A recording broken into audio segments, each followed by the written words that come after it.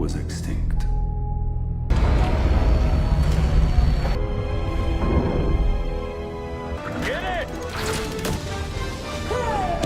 हम अब अंदर जा रहे हैं।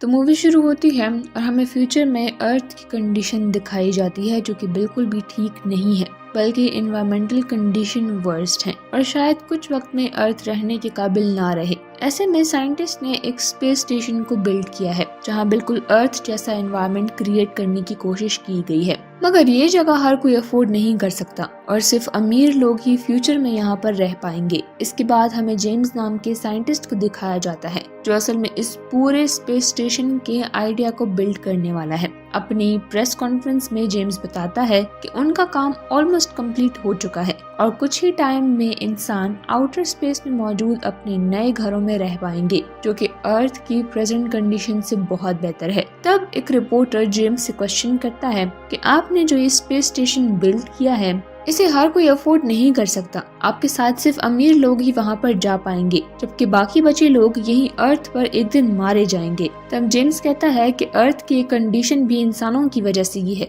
क्योंकि उन्होंने अर्थ की रिसोर्सेज का मिसयूज किया है जिसकी कंसिक्वेंसेस उन्हें देखनी पड़ेंगी। सीन कुछ स्पेस शटल्स पर जाता है जहां वो स्पेस में कुछ मलबा जमा कर रहे होते हैं। असल में ये स्पेस वर्कर्स हैं जिन्हें स्पेस स्वीपर्स कहा जाता है और इनका काम स्पेस स्टेशन से निकलने वाले वेस्ट को क्लीन करना है। अब अपना काम खत्म करने के बाद जब ये लोग अपने कंटेनर्स क्लीन करने लगते हैं तो उसमें उन्हें एक स्पेस सूट में एक लड़की मिलती है जिसको देखकर वो सभी हैरान होते हैं। फिर वो उस बच्ची को अंदर लाते हैं और उससे उसका नाम पूछते हैं। इस बच्ची का नाम डोरथी है और फिर इन्हें पता चलता है कि असल में डोरथी कोई ह्यूमन नहीं बल्कि एक एआई रोबोट है जिसे कुछ टाइम पहले एक टेररिस्ट ग्रुप ने किडनैप कर लिया था जिन्होंने डोरथी की बॉडी में एक खतरनाक बॉम्ब फिट किया था। ये जानकर ये सभी लोग पैनिक करने लगते हैं। तभी इन्हें डोरथी के पास मिले एक सैटेलाइट फोन का ख्याल आता है जिसकी कॉल हिस्ट्री चेक करके वो लास्ट पर्सन को कॉल करने का डिसाइड करते हैं, मगर फोन में जस्ट ये एक ही नंबर था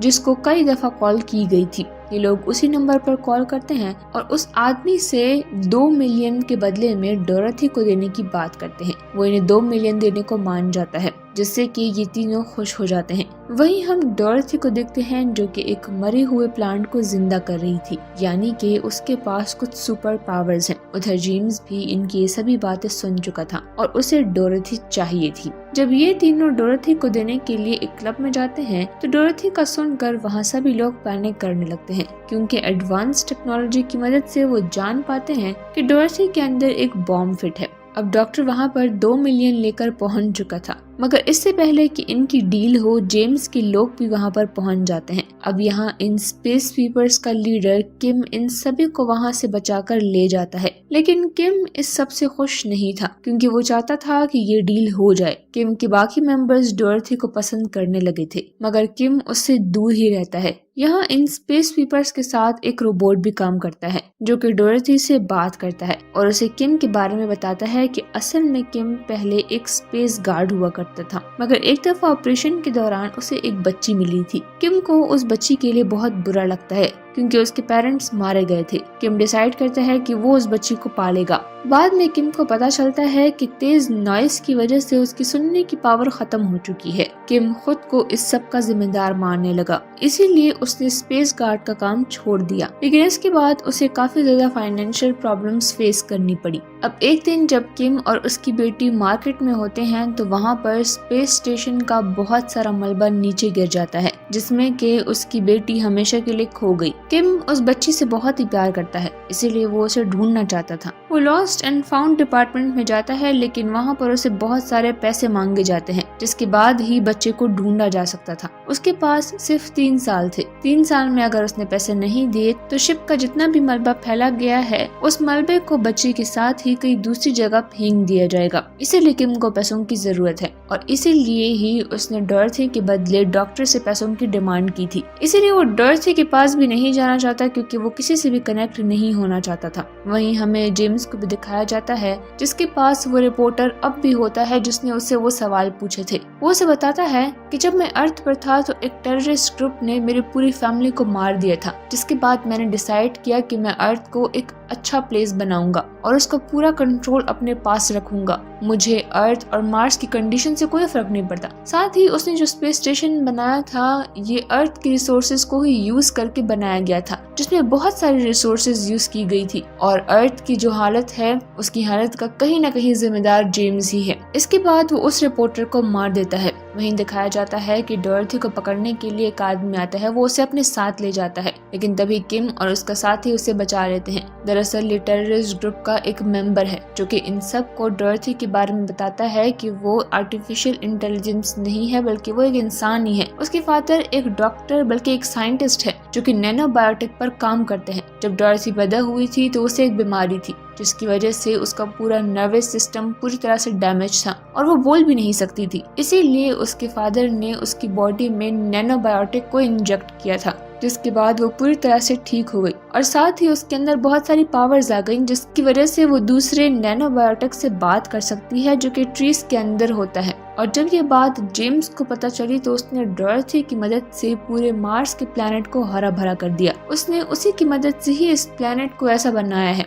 अगर वो चाहता तो वो अर्थ को भी ऐसा बना सकता था, लेकिन उसने ऐसा नहीं किया। वो ये भी बताता है कि मैं किसी टेररिस्ट ग्रुप का हिस्सा नहीं हूँ, बल्कि हम सब एनवायरमेंटलिस्ट थे। जब हमने जेम्स से सवाल पूछे कि उसने अर्थ को हरा भरा क्यों नहीं किया तो वो हमारे अगेंस्ट हो गया और उसने मीडिया के जरिए हम सबको टेररिस्ट बना दिया और अब वो हमें मारना चाहता है। एक दफा अगर उसका मार्स का मिशन पूरा हो गया तो वो अर्थ को पूरी तरह से खत्म कर देगा। वो इंसानों से नफरत करता है, साथ ही वो डॉर्थी को भी मारना चाहता है और डॉर्थी को मारने का सिर्फ एक ही तरीका है, उसे 200 डिग्री सेल्सियस पर रखना होगा, जिसके बाद उसकी मौत हो जाएगी। जिसके लिए जेम्स ने मार्स पर एक पूरी फैक्ट्री तैयार की है जिसके अंदर हाइड्रोजन बॉम्ब्स हैं और उन बॉम्ब्स के बीचों बीच ही वो डॉर्थी को रखकर ब्लास्ट करेगा, जिससे कि डॉर्थी खत्म हो जाएगी और साथ ही नैनोबॉट्स का भी। और वो फैक्ट्री नीचे अर्थ पर गिरेगी जिससे कि लगभग 30 लाख लोग मारे जाएंगे। अब यहाँ पर जेम्स के लोग पहुंच जाते हैं जो कि डॉर्थी को पकड़ना चाहते हैं, साथ ही वो इन सबको मारना चाहते हैं, मगर डॉर्थी की मदद से ये सब के सब यहाँ से निकल जाते हैं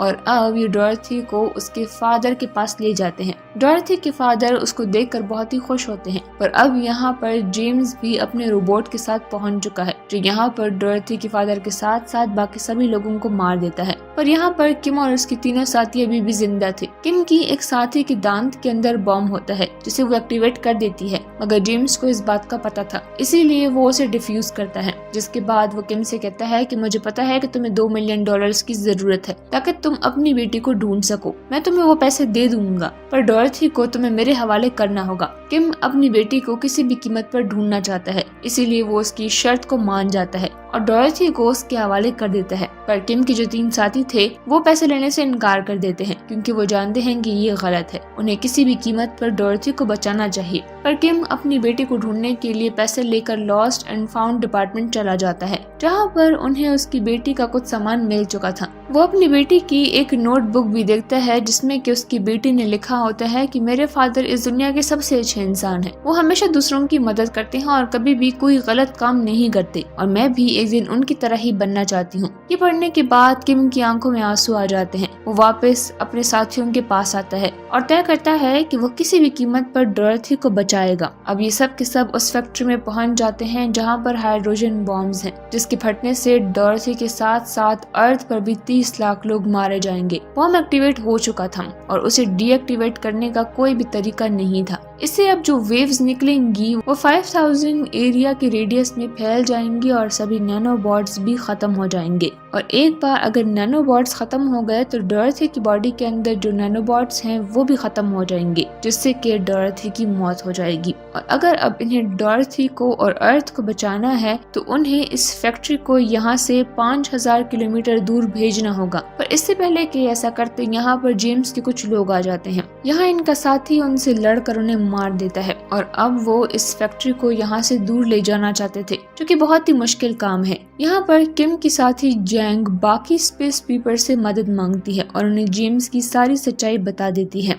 जिसके बाद सभी स्पेस स्वीपर्स अपने स्पेसशिप में वहां पर आते हैं और जेम्स के सभी ड्रोन्स को मार गिराते हैं। अब ये इस फैक्ट्री को यहाँ से ले जाना शुरू करते हैं, पर इससे पहले कि ये ऑर्बिट से बाहर निकलते जेम्स भी अपना स्पेसशिप लेकर वहां पर पहुंच जाता है। वो इनके पीछे होता है। उसे पता चलता है कि डॉरथी इनके साथ नहीं है। दरअसल डॉरथी को इन्होंने स्पेस स्वीपर्स की शिप में यहाँ से दूर भेज दिया था और अब ये चारों समझ चुके थे कि इनके पास मौजूद हाइड्रोजन बॉम्ब कभी भी फट सकते हैं, जिससे कि इन सब की मौत हो जाएगी। इसीलिए अब ये चारों के चारों एक दूसरे को अपना आखिरी गुड बाय कहते हैं। साथ ही इनके पीछे जेम्स का स्पेसशिप था, जिसका मतलब ये है कि अगर ब्लास्ट हुआ तो जेम्स भी मारा जाएगा और फिर इसके अगले पल ही एक बहुत बड़ा ब्लास्ट होता है, जिससे कि जेम्स की मौत हो जाती है। लेकिन यहाँ पर डॉरथी दूर से अपनी पावर से इन चारों को बचा लेती है। इसके बाद डॉरथी अपनी पावर से अर्थ पर जाकर वहाँ की सभी ग्रीनरी को वापस लाने की कोशिश करती है और वो इसमें कामयाब भी हो जाती है। अर्थ पहले की तरह हो जाता है और अब बहुत जल्दी अर्थ पर कोई भी किस्म का पोल्यूशन और ग्लोबल वार्मिंग नहीं होगी। वही किम, जो कि हमेशा अपनी बेटी को ढूंढा करता था, तो दरअसल उसकी बेटी उसी हादसे में मारी गई थी, जिसके बारे में उसे पता था। बस वो अपनी बेटी की डेड बॉडी को वापस पाना चाहता था